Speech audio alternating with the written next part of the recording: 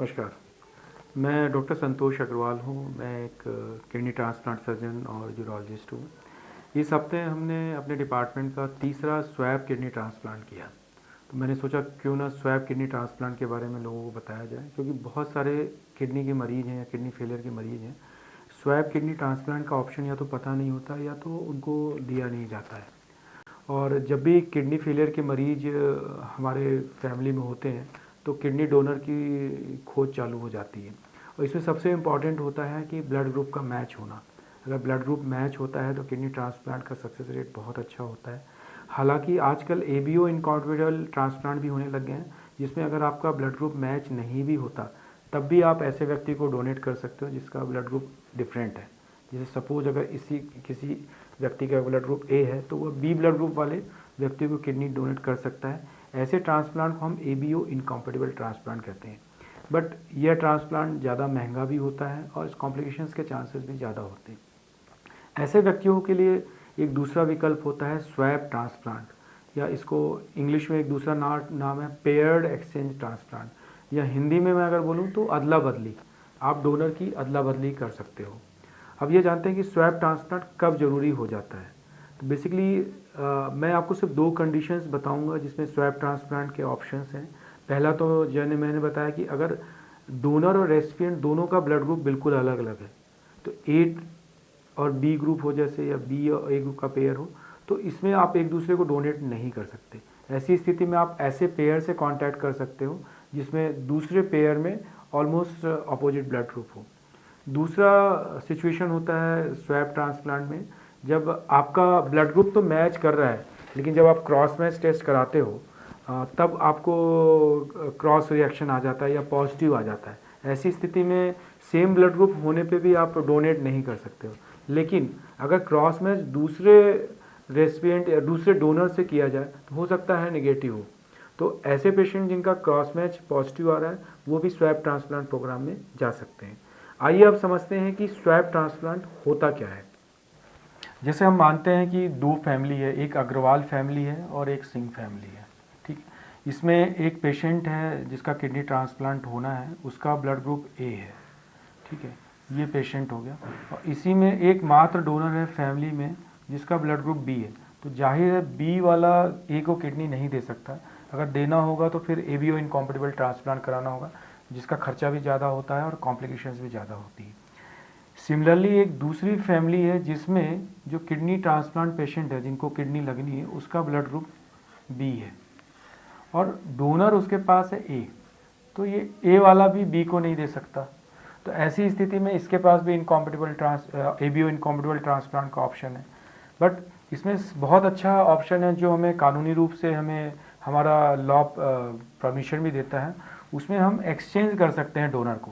मतलब जो ये वाला डोनर है वो इसको दे सकता है किडनी और ये वाला डोनर इसको दे सकता है किडनी। तो इस टाइप के ट्रांसप्लांट को हम स्वैब ट्रांसप्लांट बोलते हैं, या अदला बदली या पेयर्ड एक्सचेंज ट्रांसप्लांट बोलते हैं। अब मैं दूसरी कंडीशन के बारे में बात करूंगा जिसमें स्वैब ट्रांसप्लांट ऑप्शन होता है। सपोज सेम हम एग्जांपल लेते हैं, एक अग्रवाल फैमिली है और एक सिंह फैमिली है। इसमें एक पेशेंट है जिसका ब्लड ग्रुप बी है, जिसको किडनी लगनी है, और उसके पास डोनर है ओ। तो जाहिर ओ वाला जो है आराम से बी को किडनी दे सकता है। लेकिन जब ट्रांसप्लांट वर्कअप होता है और जब इन दोनों का क्रॉस मैच किया जाता है तो फिर इसका क्रॉस मैच पॉजिटिव आ जाता है, स्ट्रांगली पॉजिटिव। तो जाहिर है कि इस परिवार में एक ही डोनर था, वो पॉजिटिव था, खुश भी थे, लेकिन पेशेंट की फैमिली खुश थी, लेकिन क्रॉस मैच कराया तो पॉजिटिव आ गया। तो ये फिर इसको किडनी नहीं दे सकता। तो इनके पास ये ऑप्शन ख़त्म हो गया, ये इसको किडनी नहीं दे सकता। अब सपोज एक और फैमिली है जिसमें रेसिपिएंट है या जिसको किडनी ट्रांसप्लांट होना है, उसका ब्लड ग्रुप ए है और इसके पास डोनर है लेकिन वो बी ब्लड ग्रुप का डोनर है।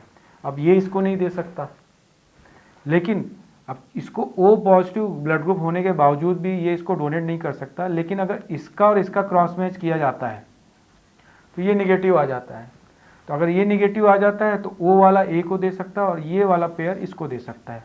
तो ये भी एक सेकेंड ऑप्शन हो गया स्वैब ट्रांसप्लांट का, जिसमें ओ ग्रुप डोनर होते हुए भी आप किडनी दे नहीं पा रहे हैं, लेकिन आप एक ऐसे पेयर से मैच कर जाते हैं जिसके पास बी ब्लड ग्रुप का डोनर है और इसका क्रॉस मैच इसके साथ नेगेटिव आ जाता है, तो ये भी इस टाइप के पेशेंट में बहुत ही अच्छा ऑप्शन है। आप समझते हैं कि स्वैप ट्रांसप्लांट अगर आपको लग रहा है कि मेरा हो सकता है तो हम कैसे अप्रोच करें।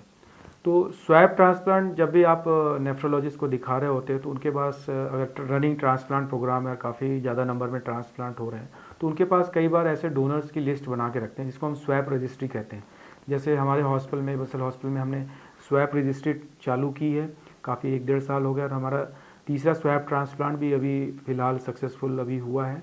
तो स्वैप रजिस्ट्री में हम इस टाइप के डोनर और रेसिपिएंट की लिस्ट बना सकते हैं। अगर आपके पास ट्रांसप्लांट प्रोग्राम है और शहर में और भी कई सारे ट्रांसप्लांट प्रोग्राम हैं, तो एक हॉस्पिटल के डॉक्टर दूसरे हॉस्पिटल के डॉक्टर से भी कांटेक्ट कर सकते हैं। अगर उनके पास कोई ऐसा पेयर है तो वो इस हॉस्पिटल के पेयर से कांटेक्ट कर सकता है और इस टाइप के पेयर जनरेट कर सकता है। इस टाइप की जब भी प्लानिंग होती है, जब आपका डिसाइड होता है कि स्वैप ट्रांसप्लांट हो रहा है, तो सारी जांचें होती हैं। क्रॉस मैच आपके डोनर का दूसरे रेसिपिएंट से होगा, इनके डोनर का आपके रेसिपिएंट से होगा। अगर क्रॉस मैच निगेटिव होता है तो हम ट्रांसप्लांट कर सकते हैं।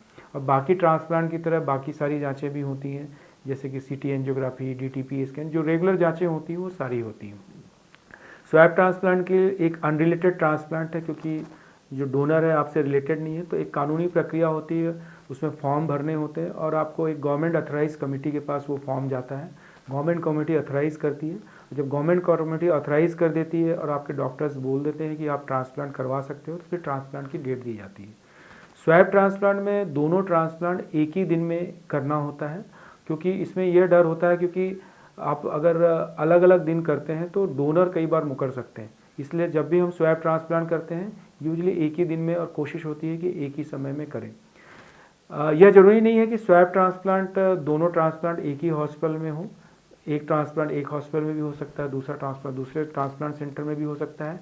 बट अगर एक ही हॉस्पिटल में हो तो वह सबसे अच्छा रहता है, क्योंकि उसमें कोऑर्डिनेशन काफ़ी अच्छा होता है और ट्रांसप्लांट के रिजल्ट भी बेहतर तरीके से हो सकते हैं।